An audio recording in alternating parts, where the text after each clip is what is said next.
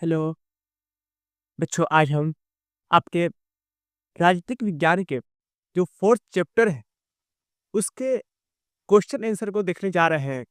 और ये क्वेश्चन आपके जितने भी एग्जाम हो चुके हैं 2011 से लेकर 2024 तक के, वो क्वेश्चन है। और ये सब्जेक्टिव टाइप क्वेश्चन है और ऑब्जेक्टिव टाइप क्वेश्चन आपके बहुत ही जल्द मैं डाल दूंगा एग्जाम से पहले ही। उससे पहले हम लघु उत्तरीय क्वेश्चन यानी सब्जेक्टिव टाइप क्वेश्चन और दीर्घ उत्तरीय question and long answer type question को भी देख लेते हैं। उसमें से पहला क्वेश्चन है मेरा, भारत भारत में लोकतंत्र के भविष्य को आप किस रूप में देखते हैं?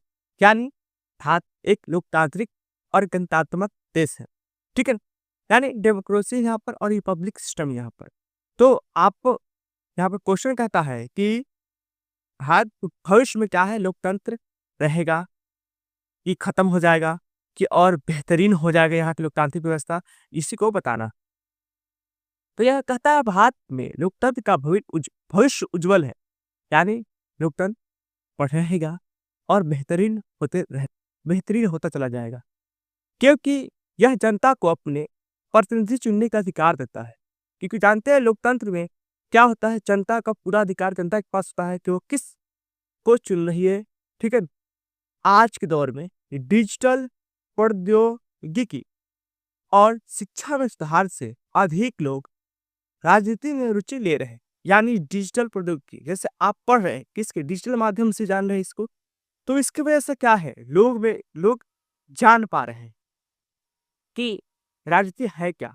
और आप शिक्षा ले रहे हैं और शिक्षा धीरे धीरे सुधार हो रही है। इससे वजह से क्या है, लोग राजनीति में अपना रुचि ले रहे हैं और लेंगे। तो लोग पढ़े लिखे होंगे तो लोकतंत्र और भी बेहतर होगा। लेकिन हालांकि भ्रष्टाचार और सांप्रदायिकता जैसी चुनौतियों को दूर करना आवश्यक है। अगर करप्शन और सांप्रदायिकता को खत्म नहीं कर पाए तो ये क्या है, लोकतंत्र का भविष्य उज्जवल इंडिया में नहीं रहेगा। तो इन चुनौतियों से हमें लड़ना पड़ेगा ताकि हमारा क्या है, लोकतंत्र और बेहतर हो भविष्य में। जनता की जागरूकता और न्याय प्रणाली की मजबूती से लोकतंत्र का भविष्य और भी बेहतर होगा। लोग अपने अधिकारों के प्रति जागरूक होंगे और जो न्यायपालिका है, परत में सत्ता के शासन की व्यवस्था, परत राज्य व्यवस्था में विधायिका, कार्यपालिका और न्यायपालिका। अगर विधायिका और कार्यपालिका से सबसे ऊपर न्यायपालिका हमेशा रहेगा, लोकतंत्र का भविष्य बेहतर हमेशा रहना चाहिए और रहेगा भी। यहाँ पर दो लोग, जनता अगर जागरूक रहेंगे, ठीक है, और न्याय प्रणाली बेहतर रहेगी तो निसंदेह हमारे देश में लोकतंत्र और भी बेहतर होता चला जाएगा। कहता भावी समाज में लोकतंत्र की जिम्मेदारियों और उद्देश्यों पर टिप्पणी लिखें। भावी जो आगे आने वाला, ठीक है ना। कहता लोकतंत्र का मुख्य उद्देश्य सामाजिक समानता, समाज में हिंदू हो, मुस्लिम हो, छोटे वर्ग का हो, बड़े वर्ग, सभी को समाज में समानता दिया जाए।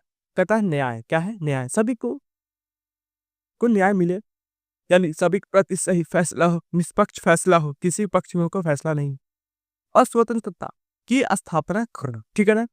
भावी समाज में लोकतंत्र की जिम्मेदारी यह है, सुनिश्चित करना है कि सभी वर्गों को समान अधिकार मिले, खास तौर पर गरीब, महिलाएं और अल्पसंख्यक को।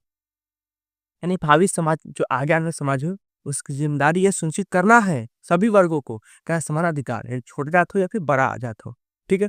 इसमें देखकर ये जाति व्यवस्था देखकर किसी भेदभाव नहीं है, सबको समान। खास तौर पर कहता है गरीब, क्या है, गरीबों को मौका मिले, उनको समान तक दर्जा दिया जाए और उनको ध्यान दिया जाए, और महिलाओं को भी और अल्पसंख्यकों को भी ध्यान दिया जाए। कहता समाज में आपसी भाईचारे और सहिष्णुता को बढ़ावा देने का ही कार्य करता, ठीक है। और ये जरूरी है, भावी जो समाज में हमें इस बात पर ध्यान लेंगे तो हमारा लोकतंत्र और बेहतर होता चला जाना चाहिए और जाएगा भी। लेकिन अभी थोड़ा इसमें समय लगेगा और इसका काम हो रहा है। लोकतांत्रिक विकेंद्रीकरण का अर्थ क्या है? विकेंद्रीकरण देखते हैं, आपका क्वेश्चन देखते हैं। ये क्वेश्चन है आपके, लोकतांत्रिक विकेंद्रीकरण का अर्थ है सत्ता को केंद्र से राज्य, कहता है सत्ता को केंद्र से राज्य और स्थानीय स्तर पर बांटना। सत्ता के 3 लेवल पढ़े थे आपने, है ना? स्तर, केंद्र, राज्य और स्थानीय गवर्नमेंट के बारे में पढ़ाया था। तो वही है सत्ता का विकेंद्रीकरण, यानी क्या है? लोकतांत्रिक विकेंद्रीकरण। कहता है इससे निर्णय लेने की प्रक्रिया में जनता की सीधी भागीदारी होती है। जैसे इसमें कहा था पंचायतों की पंचायती राज व्यवस्था था, नगर पालिका को स्थानीय मुद्दे सुलझाने के लिए अधिकार दिए गए। यह प्रणाली सरकार कामकाज को अधिक पारदर्शिता और प्रभावी बनाती है। ठीक है ना? यानी कहने का जो पावर के लेवल है, यानी स्तर है, उसको बड़े से छोटे लेवल लाया गया है। यानी क्या है? केंद्र से समझिए राज्य राज से स्थानीय स्तर पर, ताकि सभी लोगों को, यानी सभी ज्यादा लोग क्या है इसमें भागी ले और अपनी स्थानीय मुद्दा को सुलझा पाए। ठीक है ना? आएगा था लोकतंत्र से आप क्या समझते हैं? तो बहुत ही इजी क्वेश्चन, ये पूछ भी सकता है 2 नंबर में। लोकतंत्र ऐसी प्रणाली है जिसमें जनता अपने प्रतिनिधि का चुनाव करती है, में नेता का, ठीक है, लीडर का। इसमें कानून सभी के लिए समान होता है, बिल्कुल। और सरकार जनता के प्रति जवाबदेही होती है, यानी सरकार को जनता को जवाब देना पड़ता है। लोकतंत्र में स्वतंत्रता, समानता और न्याय के सिद्धांत का पालन होता है। आपने आर्टिकल 19 पढ़ा था, फर्स्ट वीडियो आप देख लीजिएगा, आर्टिकल 19 में क्या लिखा हुआ था। आगे है दीर्घ क्वेश्चन, लोकतंत्र किस तरह उत्तरदायी और वैध सरकार का गठन करती है?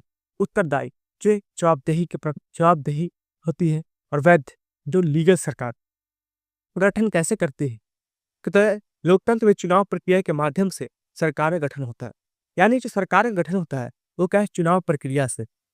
ठीक, ये राजतंत्र वाला सिस्टम नहीं है कि राजा का बेटा ही चलाए, ऐसा नहीं। यहाँ पे चुनाव होगा, तभी अगला शासक यानी अगला जो लीडर आए, ठीक है ना?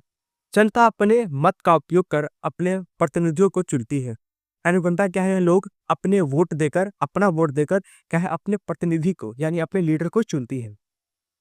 यह प्रतिनिधि न केवल जनता की समस्याओं को हल करने के लिए जिम्मेदार होते हैं, जो जीतते हैं, जो नेता, जो पार्टी के मेंबर जीतते हैं, जो पार्टी जीतती है, वो सिर्फ जनता की समस्या को हल करने के जिम्मेदार होते हैं, बल्कि संविधान क्या है? संविधान जो हमारा कॉन्स्टिट्यूशन है, संविधान है, और कानूनों के प्रति उत्साही होते हैं। बिल्कुल, वैधता संविधान द्वारा दी जाती है, यानी सरकार वैध है कि अवैध है।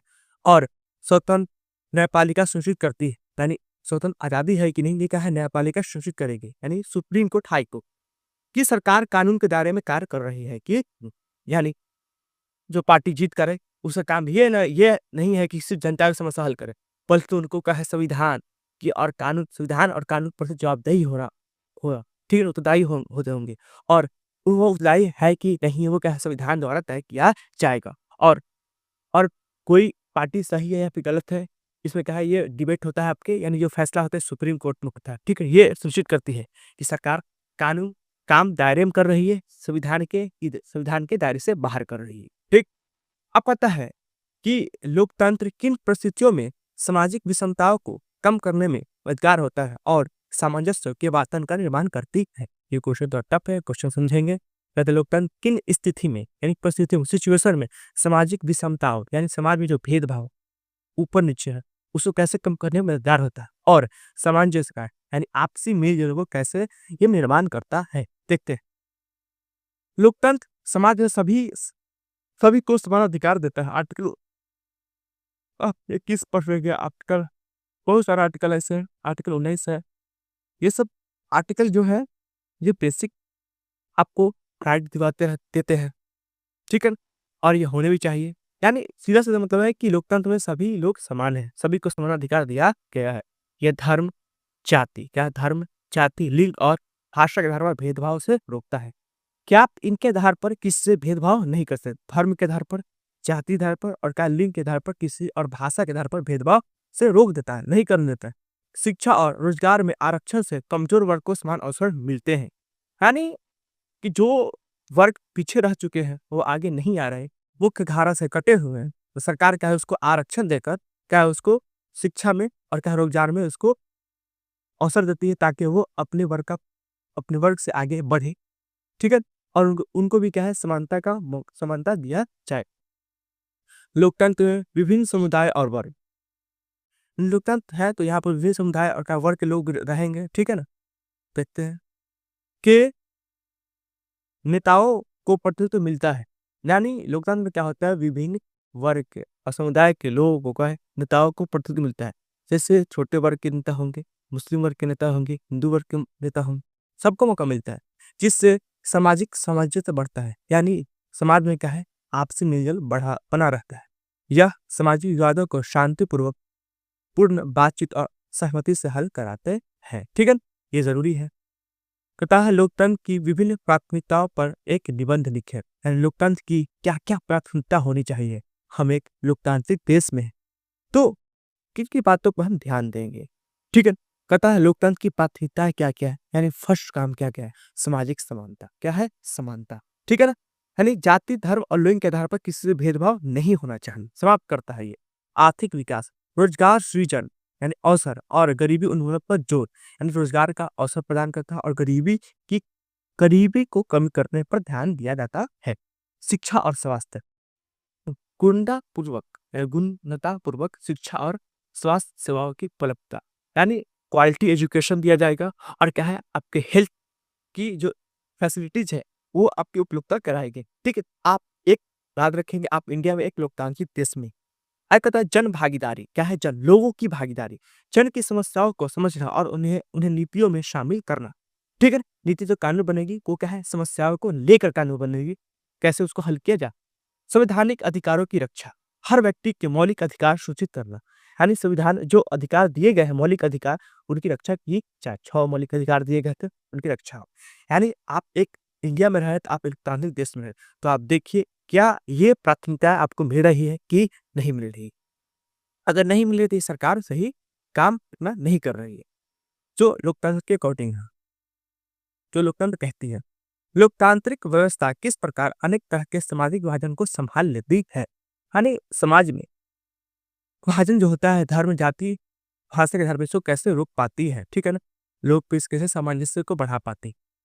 लोकतंत्र में हर वर्ग को प्रतिनिधित्व मिलता है, यानी सभी को मौका मिलता है कि आप आइए सत्ता में। ठीक है ना, कि जिससे सामाजिक विभाजन को नियंत्रित किया जाता है। ठीक है ना, सबको मौका मिलेगा तो क्या है, ताकि सामाजिक जो विभाजन वो कंट्रोल होगा। ठीक है, चुनावी प्रणाली, आरक्षण नीति और न्यायपालिका सहयोग विभिन्न वर्गों को भी संतुलन बनाए रखता है। यानी चुनावी प्रणाली में, ठीक है ना, आरक्षण नीति से लाकर छोटे को आगे बढ़ाएगा। न्यायपालिका, सुप्रीम कोर्ट वगैरह देखती है कि कोई किसी का क्या है अधिकार छीन ना ले। ठीक है ना, ये सब ध्यान देती रहती है। उसके बाद है आपके है न्यायपालिका सहयोग विभिन्न वर्गों के बीच संतुलन बनाए रखना है। ठीक है ना, न्यायपालिका इस पर ध्यान देती रहती है। सरकार द्वारा अल्पसंख्यकों को विशेष योजना बनाना, यानी जो अल्पसंख्यक है, जो पीछे रह चुके हैं, सरकार उसके लिए क्या है, विशेष योजना, खास योजना लाती है, प्लान लाती है।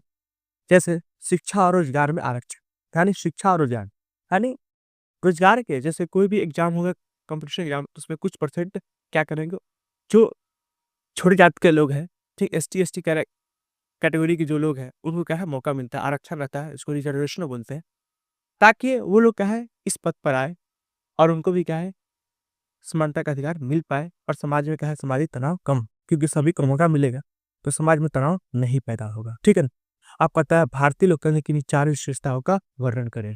ठीक, ये देखते हैं कौन कौन से विशेषताएं। क्या लोकप्रिय संप्रभुता, कहता है जनता सर्वोच्च शक्ति है, यानी जनता का लोकतंत्र में सबसे पावरफुल है। ठीक है ना, और अपने प्रतिनिधित्व को चुनती है, यही इसी के पास पावर है अपने लीडर को चुनने की। और लोकतंत्र में सबसे पावरफुल जनता है, जनता जो चाहता है वो करता है। ठीक है ना, मौलिक अधिकार, हर नागरिक को स्वतंत्रता, समानता, अभिव्यक्ति की स्वतंत्रता जैसे अधिकार प्राप्त किए गए हैं। यानी अपने खुल बोल करता खुल बात कर सकता है। ठीक है ना, अपनी जो इच्छा है वो जाहिर कर सकता है। ठीक है ना, और समानता उसको मिलेगी। ठीक है ना, धर्मनिरपेक्षता, आपके याद रखें आर्टिकल 25 से लेकर 28 तक में धर्म के बारे में बात की गई है, याद रखेंगे। तो सभी राज्य सभी धर्मों के प्रति समान व्यवहार करता है। किसी ऐसा ना हो राज्य किसी धर्म को आगे बढ़ाता हो और किसी को दबा देता हो, ऐसा नहीं हो सकता। ठीक है, सभी को समान अवसर दिए जाएंगे। ये आपके आर्टिकल 25 से 28 में लिखे गए हैं।